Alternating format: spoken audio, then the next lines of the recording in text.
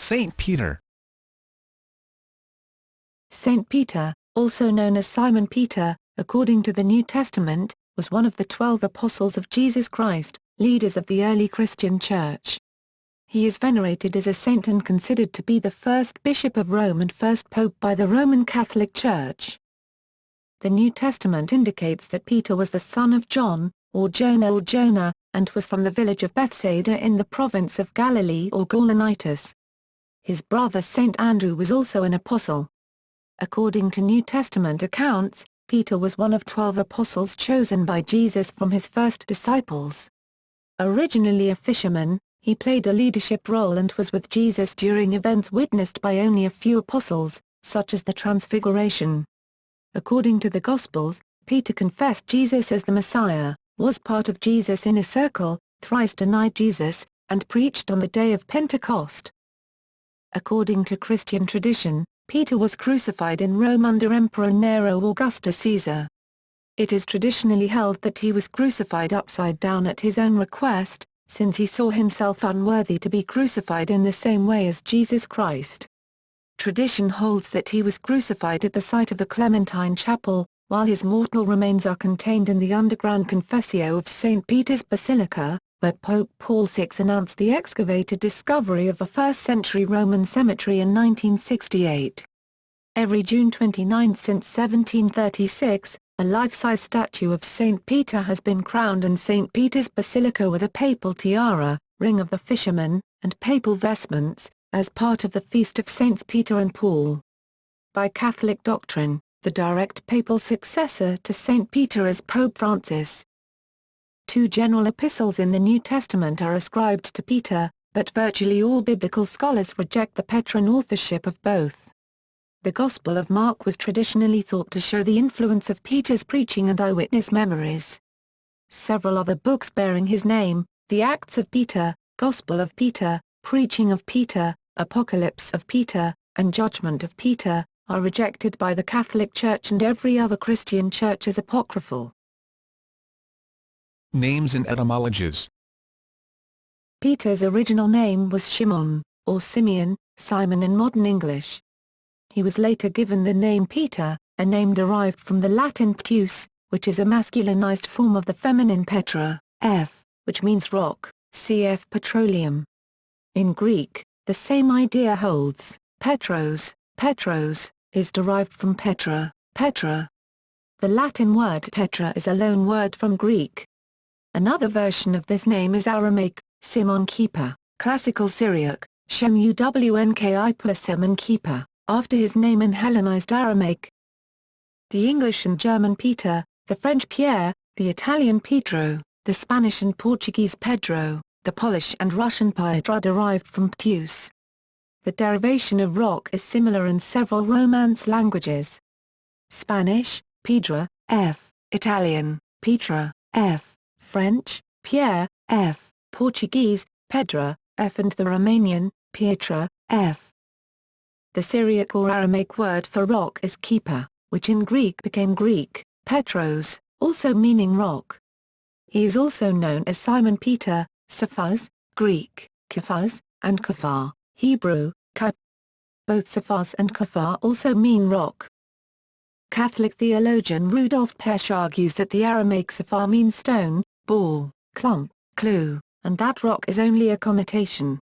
That the Greek Petra denotes grown rock, rocky range, cliff, grotto.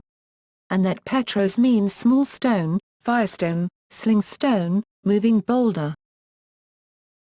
New Testament account. Peter's life story is told in the 4 canonical Gospels, the Book of Acts, New Testament letters, non-canonical Gospel of the Hebrews and other early church accounts of his life and death. In the New Testament, he is among the first of the disciples called during Jesus' ministry. Peter became the first listed apostle ordained by Jesus in the early church. Peter was a fisherman in Bethsaida. He was named Simon, son of Jonah or John. The Synoptic Gospels all recount how Peter's mother-in-law was healed by Jesus at their home in Capernaum which, coupled with 1 Cor 9:5, clearly depict Peter as a married man. His wife is known in the East as Febronia and her feast is celebrated on June 28. In the Synoptic Gospels, Peter, then Simon, was a fisherman along with his brother Andrew and the sons of Zebedee, James and John. The Gospel of John also depicts Peter fishing, even after the resurrection of Jesus, in the story of the catch of 153 fish. In Matthew and Mark, Jesus called Simon and his brother Andrew to be fishers of men. In Luke, Simon Peter owns the boat that Jesus uses to preach to the multitudes who were pressing on him at the shore of Lake Gennesaret. Jesus then amazes Simon and his companions James and John, Andrew is not mentioned, by telling them to lower their nets, whereupon they catch a huge number of fish. Immediately after this, they follow him. The Gospel of John gives a comparable account of the first disciples. In John, we are told that it was two disciples of John the Baptist, Andrew and an unnamed disciple, who heard John the Baptist announce Jesus as the Lamb of God, and then followed Jesus. Andrew then went and fetched his brother Simon, saying, "We have found the Messiah," and then brought Simon to Jesus. 3 of the 4 Gospels, Matthew, Mark and John, recount the story of Jesus walking on water. Matthew additionally describes Peter walking on water for a moment, but beginning to sink when his faith wavered. At the beginning of the Last Supper, Jesus washed his disciples' feet. Peter initially refused to let Jesus wash his feet, but when Jesus responded, "If I wash thee not, thou hast no part with me," Peter replied, "Lord, not my feet only, but also my hands and my head." The washing of feet is often repeated in the service of worship on Maundy Thursday by some Christian denominations. The 3 Synoptic Gospels all mention that, when Jesus was arrested, one of his companions cut off the ear of a servant of the high priest. The Gospel of John also includes this event and names Peter as the swordsman and Malchus as the victim. Luke adds that Jesus touched the ear and miraculously healed it. This healing of the servant's ear is the last of the 37 miracles attributed to Jesus in the Bible. Rock dialogue. In a dialogue between Jesus and his disciples, Matthew 16:13-19, Jesus asks, "Who do people say that the Son of Man is?" The disciples give various answers. When he asks, "Who do you say that I am?" Simon Peter answers, "You are the Messiah, the Son of the living God." Jesus then declares. Some scholars suspect that the L sentences, which do not appear in the other Gospels, are a later addition. A common view of Peter is provided by Jesuit Father Daniel J. Harrington, who suggests that Peter was an unlikely symbol of stability. While he was one of the first disciples called and was the spokesman for the group, Peter is also the exemplar of little faith in Matthew 14, will soon have Jesus say to him, "O you of little faith, why did you doubt?" and will eventually deny Jesus 3 times. In light of the Easter event, then, Peter became an exemplar of the forgiven sinner.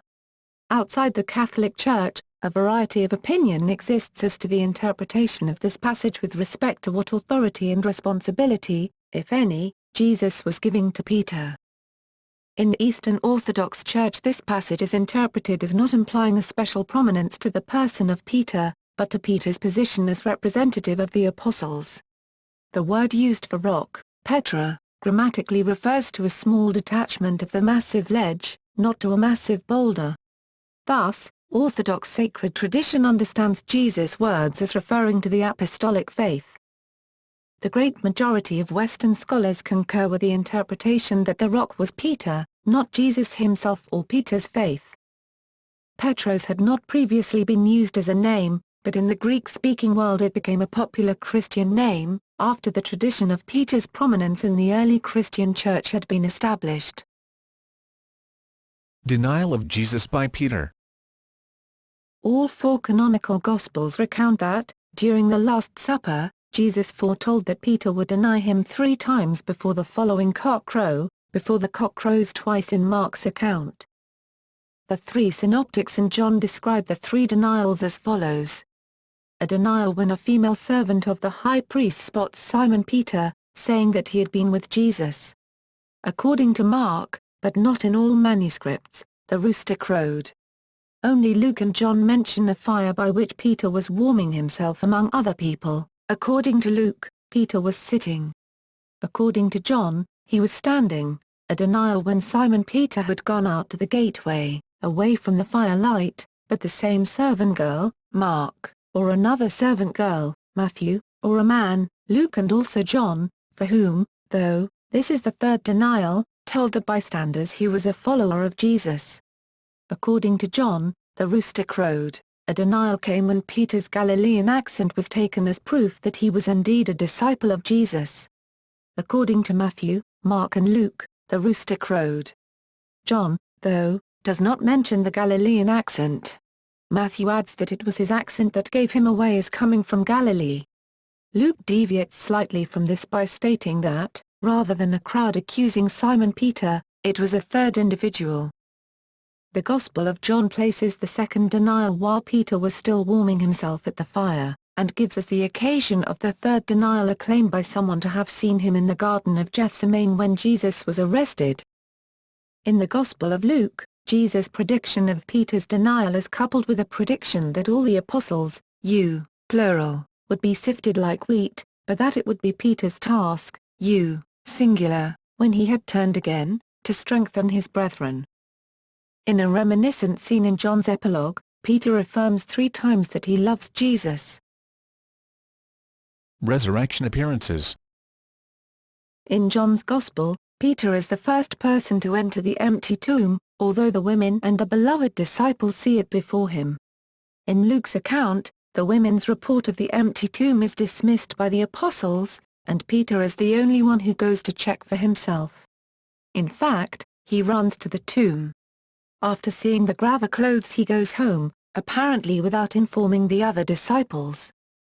Paul's first epistle to the Corinthians contains a list of resurrection appearances of Jesus, the first of which is an appearance to Peter. Here Paul apparently follows an early tradition that Peter was the first to see the risen Christ, which however did not seem to have survived to the time when the Gospels were written. In the final chapter of the Gospel of John, Peter, in one of the resurrection appearances of Jesus, 3 times affirmed his love for Jesus, balancing his threefold denial, and Jesus reconfirmed Peter's position. Position among the apostles. Peter is listed first among the 12 apostles in the Gospels and in the book of Acts, Acts 1:13. He is also frequently mentioned in the Gospels as forming with James the Elder and John a special group within the 12 apostles, present at incidents at which the others were not present, such as at the transfiguration of Jesus. He often confesses his faith in Jesus as the Messiah. Peter is often depicted in the Gospels as spokesman of all the apostles. Catholics refer to him as chief of the apostles, as do the Eastern Orthodox and the Oriental Orthodox. In Coptic Orthodox Church liturgy, he is once referred to as prominent, or head among the apostles, a title shared with Paul in the text, the fraction of fast and feast of the apostles Peter and Paul in the Coptic Orthodox Church of Alexandria. Some, including the Orthodox churches, believe this is not the same as saying that the other apostles were under Peter's orders. In contrast, Jewish Christians are said to have argued that James the Just was the leader of the group. Some argue James was the Patriarch of Jerusalem and that this position at times gave him privilege in some, but not all, situations. The early church historian Eusebius, c.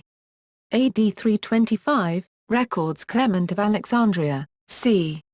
AD 190, as saying, Paul affirms that Peter had the special charge of being apostle to the Jews, just as he, Paul, was apostle to the Gentiles. Role in the early church. The author of the Acts of the Apostles portrays Peter as an extremely important figure within the early Christian community, with Peter delivering a significant open-air sermon during Pentecost. According to the same book, Peter took the lead in selecting a replacement for Judas Iscariot. He was twice arraigned, with John, before the Sanhedrin and directly defied them. He undertook a missionary journey to Lydda, Joppa and Caesarea, becoming instrumental in the decision to evangelize the Gentiles. About halfway through, the Acts of the Apostles turns its attention away from Peter and to the activities of Paul, and the Bible is mostly silent on what occurred to Peter afterwards. John Vidmer writes, Acts 12 tells how Peter was put into prison by King Herod, but was rescued by an angel. At the Council of Jerusalem, c. 50, the early church, Paul and the leaders of the Jerusalem church met and decided to embrace Gentile converts. Acts portrays Peter as successfully opposing the Christian Pharisees who insisted on circumcision. Epistles. Peter's Cephas is mentioned briefly in Paul's epistle to the Galatians, which mentions a trip by Paul to Jerusalem where he meets Peter, Galatians 1:18, and a trip by Cephas to Antioch where Paul rebuked him for treating Gentile converts as inferior to Jewish Christians. See the incident at Antioch. Galatians is accepted as authentic by almost all scholars. These may be the earliest mentions of Peter to be written. Church tradition ascribes the epistles 1st and 2nd Peter to the Apostle Peter, as does the text of 2nd Peter itself. 1st Peter implies the author is in Babylon, which has been held to be a coded reference to Rome, 1 Peter 5:13. Babylon was an important fortress city in Egypt, just north of today's Cairo, and this, combined with the greetings from Mark, 1 Peter 5:13, who may be Mark the Evangelist, regarded as the founder of the Church of Alexandria, Egypt, has led some scholars to regard the 1st Peter epistle as written in Egypt. If the reference is to Rome, it is the only biblical reference to Peter being there. Most scholars regard both 1st and 2nd Peter as not having been authored by him, partly because other parts of the New Testament describe Peter as an illiterate fisherman. Accounts outside the New Testament. In a strong tradition of the early church, Peter is said to have founded the church in Rome with Paul, served as its bishop, authored 2 epistles, and then met martyrdom there along with Paul. However, the traditional Catholic interpretation that his role was analogous to that of later popes is questioned or rejected by many historians and by other Christian denominations. Antioch and Corinth. Later accounts expand on the brief biblical mention of his visit to Antioch. The Liber Pontificalis, 9th century, mentions Peter as having served as Bishop of Antioch for 7 years and having potentially left his family in the Greek city before his journey to Rome. Claims of direct blood lineage from Simon Peter among the old population of Antioch existed in the 1st century and continue to exist today, notably by certain Semon families of modern-day Syria and Lebanon. Historians have furnished other evidence of Peter's sojourn in Antioch. Subsequent tradition held that Peter had been the first patriarch of Antioch. Peter might have visited Corinth, as a party of Cephas existed there. Eusebius of Caesarea, Eusebius Caesariensis, ca. 260 ca. 340, in his Historia Ecclesiastica, while naming some of the 70 disciples of Jesus, says, Death.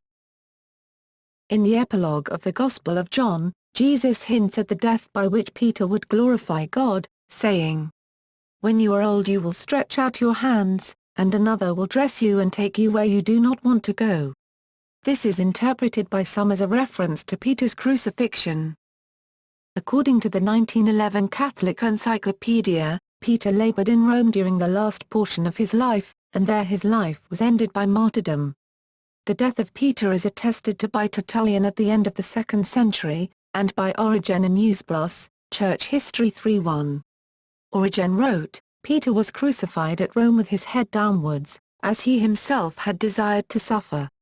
This is why an upside-down cross is generally accepted as a symbol of Peter, with the interpretation that he would not have considered himself worthy enough to die the same way as his Saviour. Status.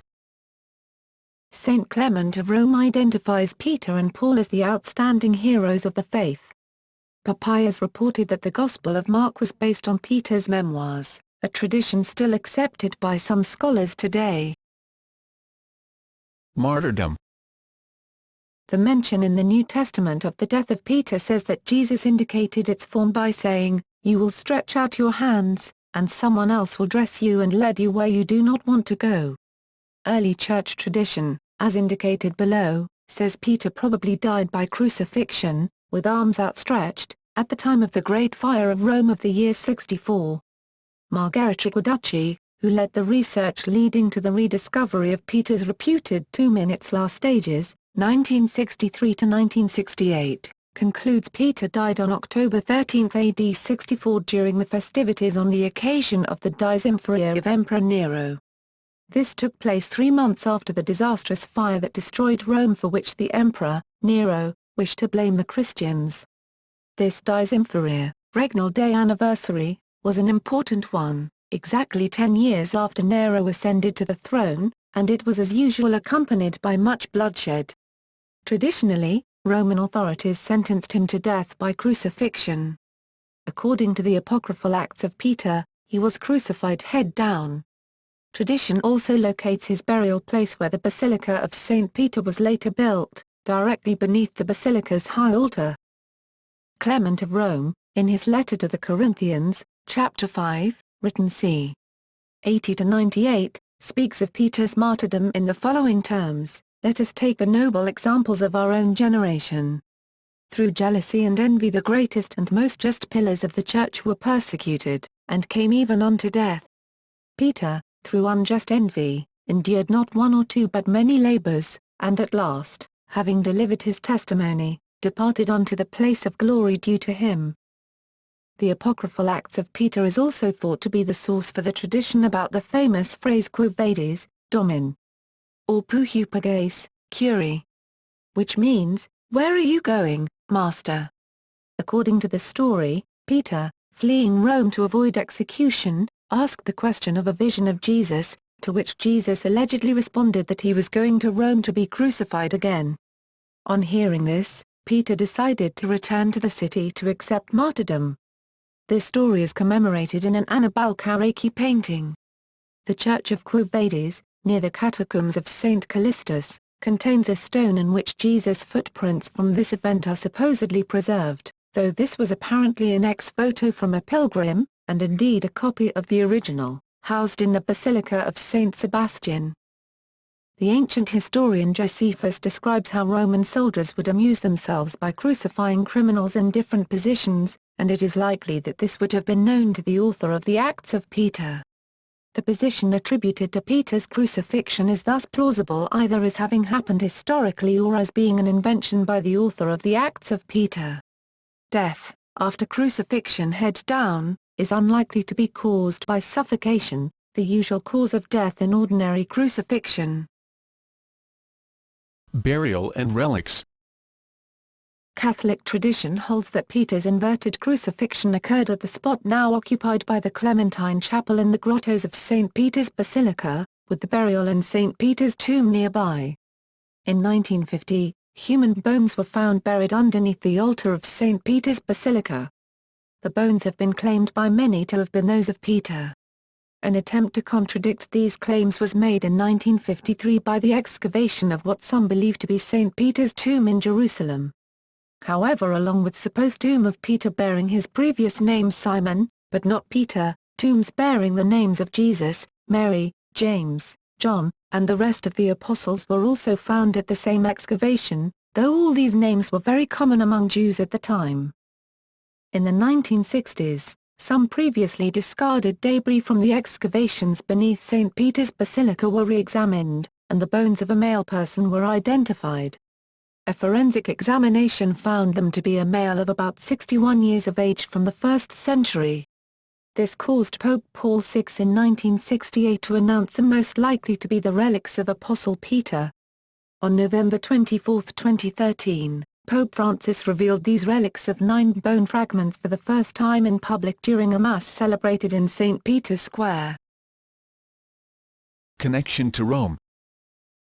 The See of Rome is traditionally said to be founded by Peter and Paul, who had invested it with apostolic authority. The New Testament says nothing directly about Peter's connection to Rome, but a strong early Christian tradition supports such a connection. Presently, most Catholic and Protestant scholars, and many scholars in general, hold the view that Peter was martyred in Rome under Nero. However, some historians have challenged this traditional view of Peter's role in the early Roman Church.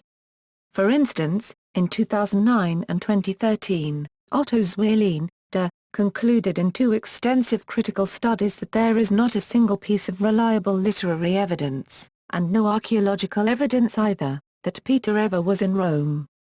Zwirlin's theses caused a debate especially among German scholars, of which an English summary is now online. 1 Clement, a document that has been dated from the 90s to the 120s, is one of the earliest sources adduced in support of Peter's stay in Rome, but questions have been raised about the text's authenticity and whether it has any knowledge about Peter's life beyond what is contained in the New Testament Acts. The letter to the Romans attributed to Ignatius of Antioch might imply that Peter and Paul had special authority over the Roman Church, telling the Roman Christians, "I do not command you, as Peter and Paul did, ch. 4, although he could be simply referring to the epistles of the apostles, or their mission work in the city, not a special authority given or bestowed. The authenticity of this document and its traditional dating to c. 105-10 have also been questioned by some, and it may date from the final decades of the 2nd century. Other sources in the 2nd century relate Peter's martyrdom in Rome, among these, Dionysius of Corinth and Tertullian. Later in the 2nd century, Irenaeus of Lyon believed that Peter and Paul had been the founders of the church in Rome and had appointed Linus as bishop. In Against Heresies, Book 3, Chapter 3, paragraphs 2-3, Irenaeus wrote. Tertullian also writes, "But if you are near Italy, you have Rome, where authority is at hand for us too. What a happy church that is, on which the apostles poured out their whole doctrine with their blood. Where Peter had a passion like that of the Lord, where Paul was crowned with the death of John, the Baptist, by being beheaded." Dionysius of Corinth also serves as a late 2nd century witness to the tradition. He wrote, "You, Pope Soter, have also, by your very admonition, brought together the planting that was made by Peter and Paul at Rome and at Corinth. For both of them alike planted in our Corinth and taught us. And both alike, teaching similarly in Italy, suffered martyrdom at the same time." Later tradition, first found in Jerome, attributes to Peter a 25-year episcopate, or apostolate, in Rome. It has been claimed that archaeological evidence found over a century ago may suggest that Peter was buried near Jerusalem and near the Mount of Olives rather than in Rome, but this has attracted little scholarly support. Non-canonical sayings of Peter. 2 sayings are attributed to Peter in the Gnostic Gospel of Thomas. In the first, Peter compares Jesus to a just messenger. In the second, Peter asks Jesus to make Mary leave us, for females don't deserve life. In the Apocalypse of Peter, Peter holds a dialogue with Jesus about the parable of the fig tree and the fate of sinners. In the Gospel of Mary, whose text is largely fragmented, Peter appears to be jealous of Mary, probably Mary Magdalene. He says to the other disciples, "Did he really speak privately with a woman and not openly to us? Are we to turn about and all listen to her? Did he prefer her to us?" In reply to this, Levi says, "Peter, you have always been hot-tempered." Other non-canonical texts that attribute sayings to Peter include the Secret Book of James and the Acts of Peter. In the Fayum fragment of the end of the 3rd century, Jesus predicts that Peter will deny him 3 times before a cock crows, on the following morning. The account is similar to that of the canonical Gospels, especially the Gospel of Mark, either an abbreviation of the account in the Synoptics or a source text on which they were based. The fragmentary Gospel of Peter, attributed to Peter, contains an account of the death of Jesus differing significantly from the canonical Gospels. It contains little information about Peter himself, except that after the discovery of the empty tomb, I, Simon Peter, and Andrew my brother, took our fishing nets and went to the sea. 19th century. Joseph Smith, the founder of Mormonism, recorded in multiple revelations that Peter appeared to him and Oliver Cowdery in 1829 in order to bestow the apostleship and keys of the kingdom as part of a restoration of priesthood authority. Religious interpretations. Catholic Church. According to Catholic belief, Peter was the first bishop of Rome and chief pastor of the entire Catholic Church, the Vicar of Christ upon earth. Although Peter never bore the title of Pope, or Vicar of Christ, the Catholic Church believes him to be the first pope. Therefore, They consider every pope to be Peter's successor and the rightful superior of all other bishops. The Catholic Church's recognition of Peter as head of its church on earth, with Christ being its heavenly head, is based on its interpretation of two passages from the canonical Gospels of the New Testament, as well as sacred tradition. The first passage is John 21:15-17, which is, "Feed my lambs. Feed my lambs. Feed my sheep." Within the Greek it is poimen, that is, to feed and rule, v. 16, while bosk, that is, to feed, for v. 15 and v. 17, which is seen by Catholics as Christ promising the spiritual supremacy to Peter. The Catholic Encyclopedia sees in this passage Jesus charging with the superintendency of all his sheep, without exception, and consequently of his whole flock, that is, of his own church. The second passage is Matthew 16:17-20. Christ spoke here in the Syriac tongue, hence Pteus, Petros, and Petra. Petra are the Greek equivalent of the Syriac Sephor, Kaipo, which means rock, and there is no difference at all between Pteus and Petra. To better understand what Christ meant, St. Basil elaborates. In reference to Peter's occupation before becoming an apostle, the popes wear the fisherman's ring, which bears an image of the saint casting his nets from a fishing boat.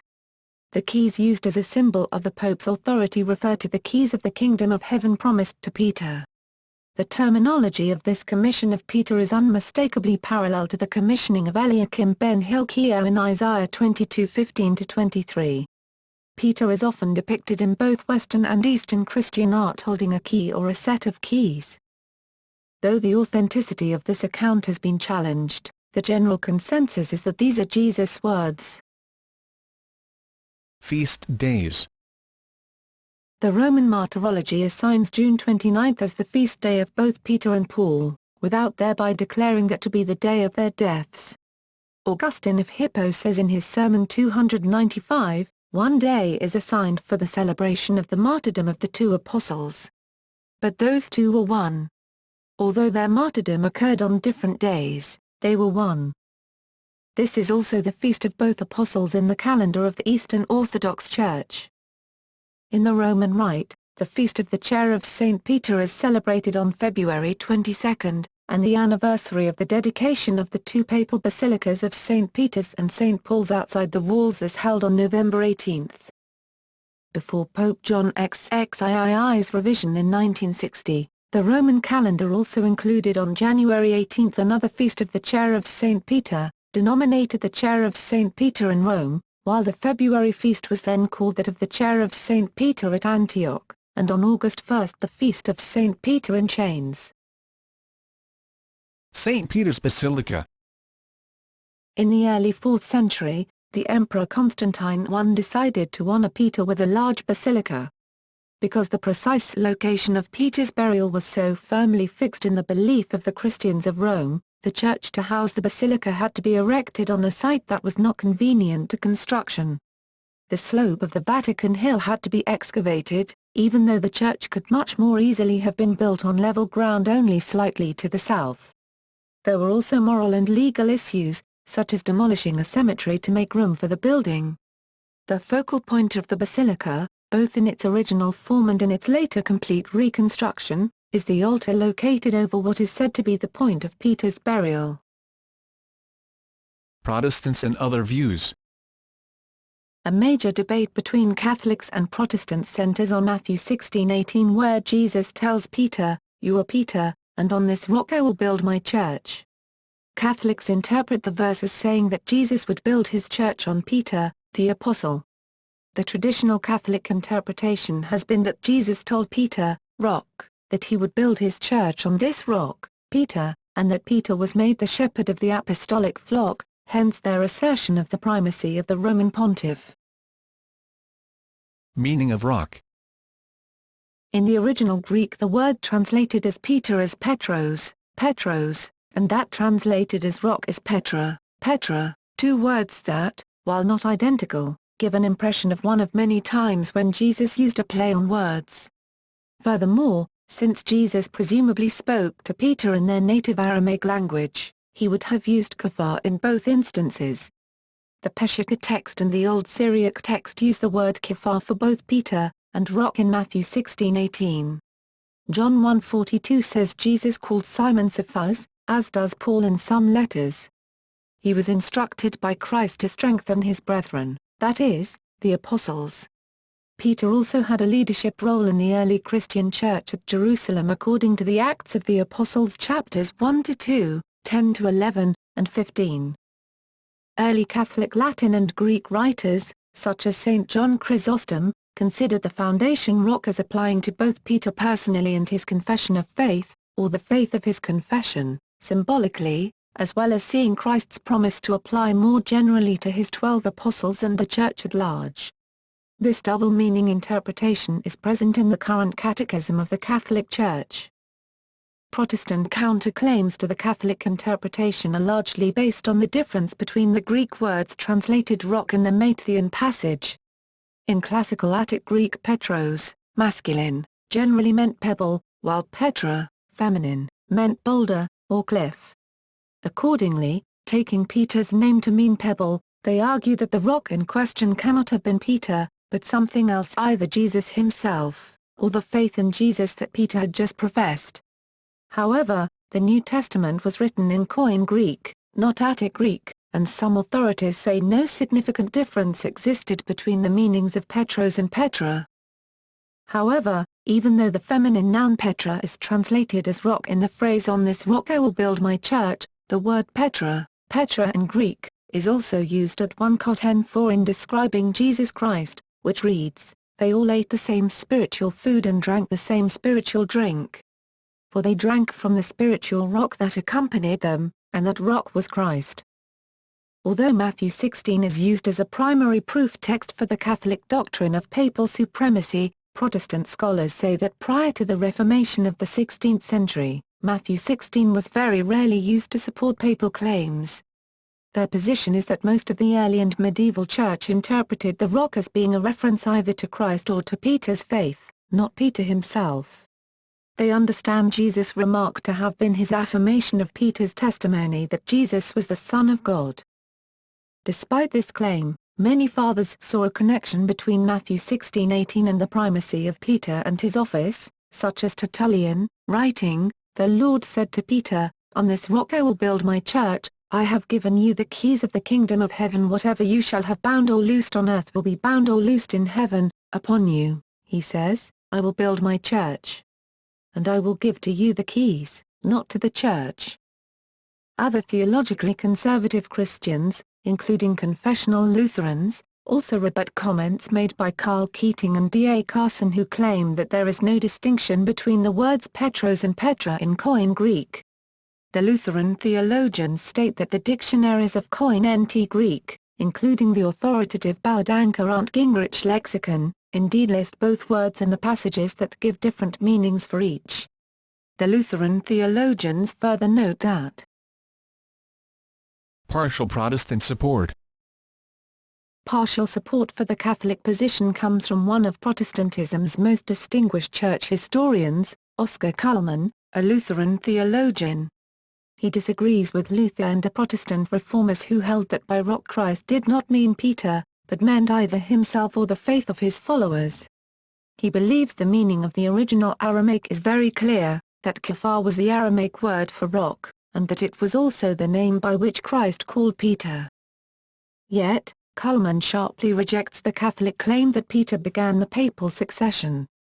He writes, "In the life of Peter there is no starting point for a chain of succession to the leadership of the Church at large."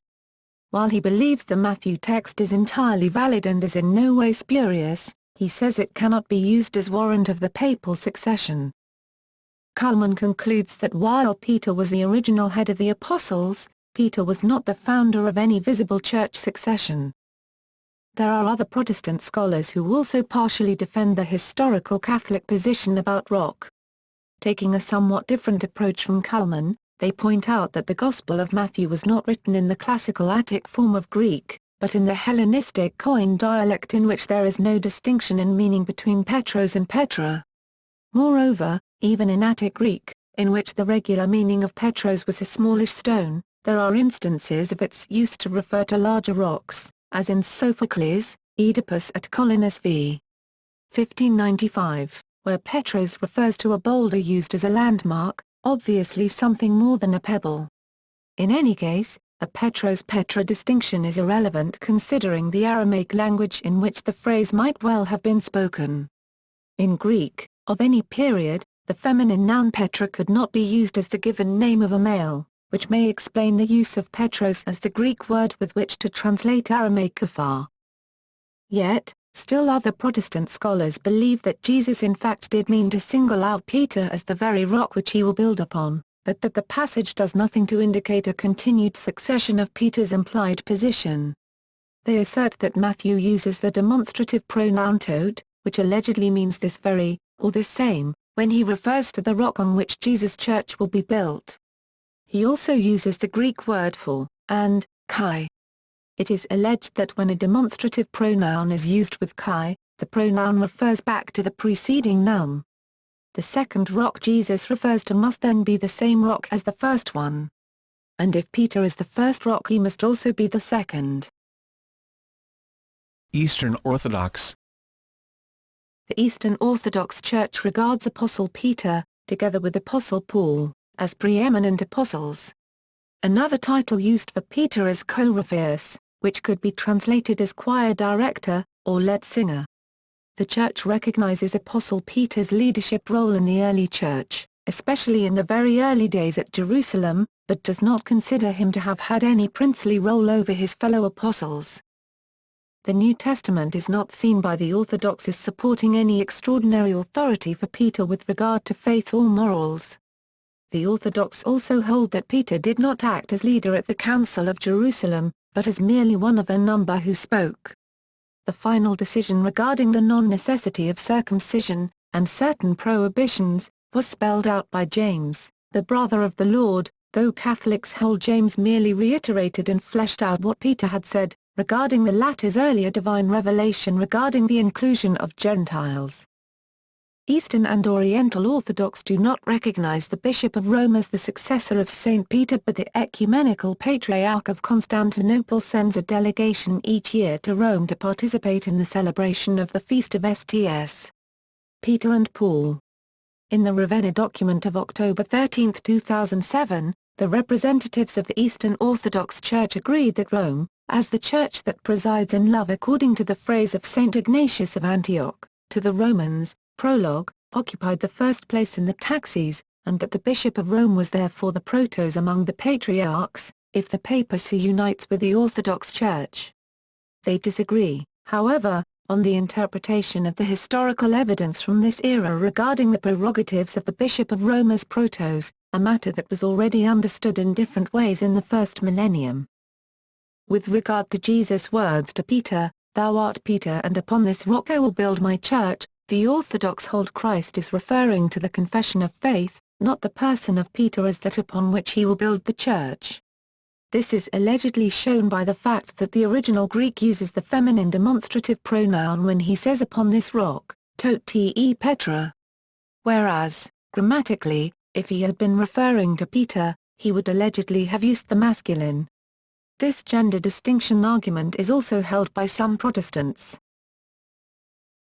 Feast days. In the Orthodox daily office every Thursday throughout the year is dedicated to the holy apostles, including St. Peter. There are also 2 feast days in the year which are dedicated to him.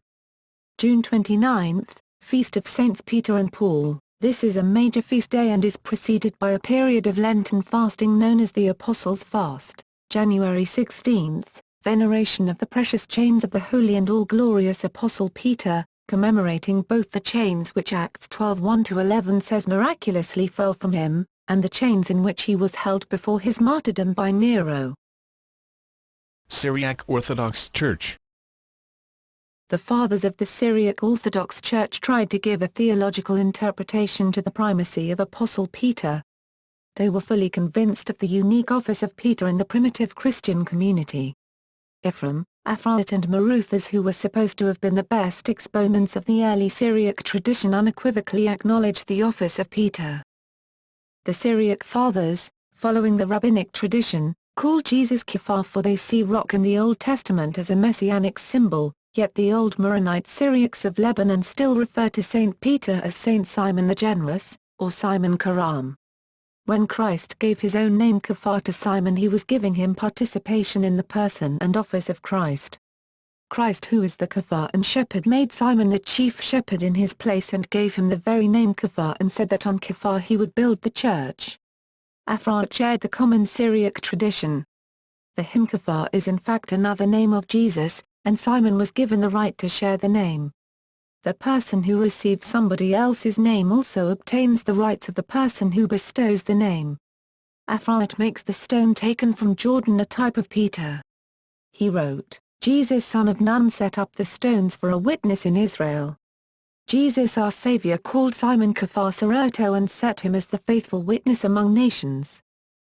Again he wrote in his commentary on Deuteronomy that Moses brought forth water from rock, Kephar, for the people, and Jesus sent Simon Kephar to carry his teachings among nations. God accepted him and made him the foundation of the church and called him Kephar. When he speaks about the transfiguration of Christ, he calls him Simon Peter, the foundation of the church. Ephraim also shared the same view. In the Armenian version of De Virginitate, it records that Peter the rock shunned honor. In a Mimro of Ephraim found in Holy Week liturgy points to the importance of Peter. Both Ephraim and Ephraim represent the authentic tradition of the Syrian Church. The different orders of liturgies used for sanctification of church buildings, marriage, ordination, etc., reveal that the primacy of Peter is a part of living faith of the Church. New Apostolic Church. The New Apostolic Church, who believes in the re-established apostle ministry, sees Peter as the first chief apostle. Latter-day Saint movement. The Church of Jesus Christ of Latter-day Saints, LDS Church or Mormons, along with other sects of the Latter-day Saint movement, believe that Peter was the first leader of the early Christian Church after the death and resurrection of Jesus Christ, but reject papal succession. In interpreting Matthew 16:13-19, Bruce McConkie of the Council of the 12 Apostles has stated, "The things of God are known only by the power of His Spirit, and that which the world calls Mormonism is based upon the rock of revelation." In his April 1981 General Conference address, he identified the rock of which Jesus spoke as the rock of revelation. There is no other foundation upon which the Lord could build his church and kingdom. Revelation, pure, perfect, personal revelation, this is the rock. Latter-day Saints believe that Peter, James, and John came from heaven and conferred the keys of the Melchizedek priesthood upon Joseph Smith and Oliver Cowdery in 1829, near Harmony Township, Susquehanna County, Pennsylvania, as part of the restoration of priesthood authority. Islamic literature.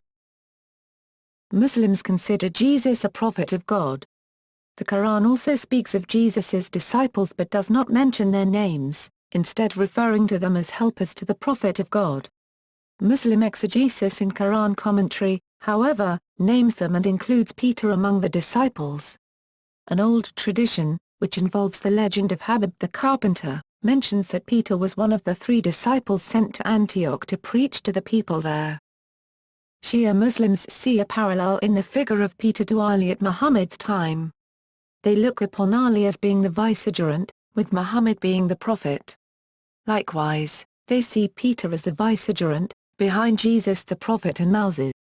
Peter's role as the first proper leader of the church is also seen by Shias to be a parallel to their belief in Ali as the first caliph after Muhammad. Writings. Traditionally, 2 canonical epistles, 1 and 2 Peter, and several apocryphal works have been attributed to Peter. New Testament. Epistles. The New Testament includes 2 letters, epistles, ascribed to Peter. Both demonstrate a high quality of cultured and urban Greek, at odds with the linguistic skill that would ordinarily be expected of an Aramaic-speaking fisherman, who would have learned Greek as a second or third language.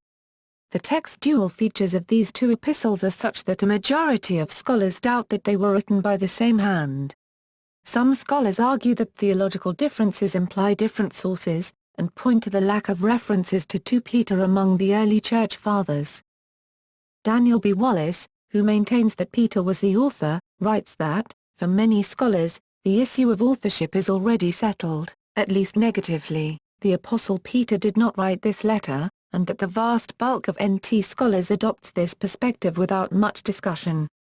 However, he later states, although a very strong case has been made against Petrine authorship of 2 Peter, we believe it is deficient. Taken together, these external and internal arguments strongly suggest the traditional view, viz., that Peter was indeed the author of the second epistle which bears his name. Of the 2 epistles, the first epistle is considered the earlier. A number of scholars have argued that the textual discrepancies with what would be expected of a biblical Peter are due to it having been written with the help of a secretary or as an amanuensis. Some have seen a reference to the use of a secretary in the sentence, by Silvanus, a faithful brother unto you, as I suppose, I have written briefly, exhorting, and testifying that this is the true grace of God wherein ye stand. However, New Testament scholar Bart D. Ehrman in his 2011 book Forged states that scholars now widely recognize that when the author indicates that he wrote the book through Silvanus, he is indicating not the name of his secretary, but the person who was carrying his letter to the recipients.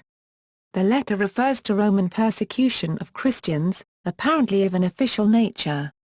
The Roman historian Tacitus and the biographer Suetonius do both record that Nero persecuted Christians, and Tacitus dates this to immediately after the fire that burned Rome in 64.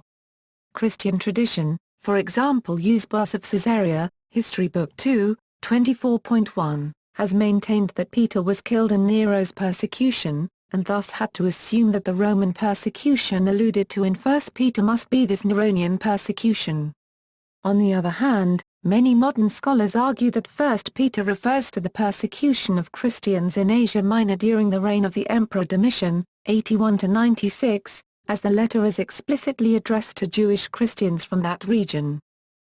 Those scholars who believe that the epistle dates from the time of Domitian argue that Nero's persecution of Christians was confined to the city of Rome itself, and did not extend to the Asian provinces mentioned in 1 Pet 1:1–2. The second epistle of Peter, on the other hand, appears to have been copied, in part, from the Epistle of Jude, and some modern scholars date its composition as late as c. 150. Some scholars argue the opposite, that the Epistle of Jude copied 2 Peter, while others contend an early date for Jude and thus observe that an early date is not incompatible with the text. Many scholars have noted the similarities between the apocryphal Second Epistle of Clement, 2nd century, and 2 Peter. 2 Peter may be earlier than 150, there are a few possible references to it that date back to the 1st century or early 2nd century, for example, 1 Clement written in c. AD 96, and the later church historian Eusebius claimed that Origen had made reference to the epistle before 250. Even in early times there was controversy over its authorship, and 2 Peter was often not included in the biblical canon. It was only in the 4th century that it gained a firm foothold in the New Testament, in a series of synods. In the East the Syrian Orthodox Church still did not admit it into the canon until the 6th century. Mark. Traditionally, the Gospel of Mark was said to have been written by a person named John Mark, and that this person was an assistant to Peter, hence its content was traditionally seen as the closest to Peter's viewpoint. According to Eusebius's ecclesiastical history, Papias recorded this belief from John the Presbyter. Also Irenaeus wrote about this tradition. Based on these quotes, and on the Christian tradition, the information in Mark's Gospel about Peter would be based on eyewitness material. It should be noted, however, that some scholars, for differing reasons, dispute the attribution of the Gospel of Mark to its traditional author. The Gospel itself is anonymous, and the above passages are the oldest surviving written testimony to its authorship. Pseudepigrapha and Apocrypha. There are also a number of other apocryphal writings that have been either attributed to or written about Peter. These include Gospel of Peter, a partially docetic narrative that has survived in part, Acts of Peter and Andrew, Acts of Peter and Paul, Acts of Peter and the 12, Gnostic Apocalypse of Peter, a letter of Peter to Philip, which was preserved in the Nag Hammadi Library, Apocalypse of Peter, which was considered as genuine by many Christians as late as the 4th century, the Epistula Petri, the introductory letter ascribed to the Apostle Peter that appears at the beginning of at least one version of the Clementine literature. Iconography. The earliest portrait of Peter dates back to the 4th century and was located in 2010. In traditional iconography, Peter has been shown very consistently since early Christian art as an oldish thick-set man with a slightly combative face and a short beard, and usually white hair, sometimes balding. He thus contrasts with Paul the Apostle, who is bald except at the sides, with a longer beard and often black hair, and thinner in the face. One exception to this is in Anglo-Saxon art, where he typically lacks a beard. Both Peter and Paul are shown thus as early as the 4th century catacombs of Marcellinus and Peter in Rome. Later in the Middle Ages his attributes is one or two large keys in his hand or hanging from his belt, first seen in the early 8th century. More than many medieval attributes, this continued to be depicted in the Renaissance and afterwards. By the 15th century Peter is more likely to be bald on the top of his head in the Western Church, but he continues to have a good head of hair in Orthodox icons. The depiction of Saint Peter as literally the keeper of the gates of heaven, popular with modern cartoonists, is not found in traditional religious art, but Peter usually heads groups of saints flanking God in heaven, on the right-hand side, viewers left, of God. Narrative images of Peter include several scenes from the life of Christ where he is mentioned in the Gospels, and he is often identifiable in scenes where his presence is not specifically mentioned. Usually he stands nearest to Christ. In particular, depictions of the arrest of Christ usually include Peter cutting off the ear of one of the soldiers.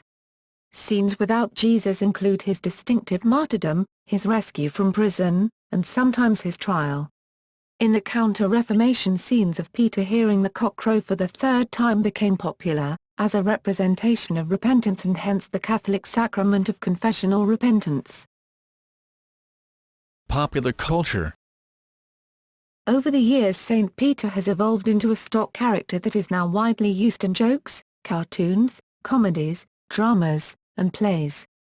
Such caricatures almost all play upon Peter's role as the keeper of the keys of the kingdom of heaven in Matthew 16:19, on the basis of which he is often depicted as an elderly, bearded man who sits at the pearly gates that serve as heaven's main entrance, often portrayed as a sort of hotel-style doorman/bouncer who personally interviews prospective entrants into heaven, often seated behind a desk, or standing at a lectern. He usually has a big book in which the names of the saved are written. The interjection, "For Pete's sake," a play on the forsake snow clone, is believed to be a reference to Saint Peter. Relics. According to a letter quoted by Bede, Pope Vitalian sent a cross containing filings said to be from Peter's chains to the Queen of Oswy, Anglo-Saxon King of Northumbria in 665, as well as unspecified relics of the saint to the king. Revisionist views. Many Protestant scholars accept the traditional story of Peter's martyrdom in Rome. Some Protestants, however, have rejected Peter's martyrdom as a later invention, arguing that evidence of Peter exists only in biblical accounts. It has also been claimed that there was a serious division between Peter's Jewish Christian party and Paul's Hellenizing party, seen in for example the incident at Antioch, which later Christian accounts have downplayed. Another revisionist view was developed by supporters of the Christ myth theory, which holds that the figure of Peter is largely a development from some mythological doorkeeper figures. According to Arthur Drews and G. A. Wells, if there was a historical Peter, then all that is known about him is the brief mentions in Galatians,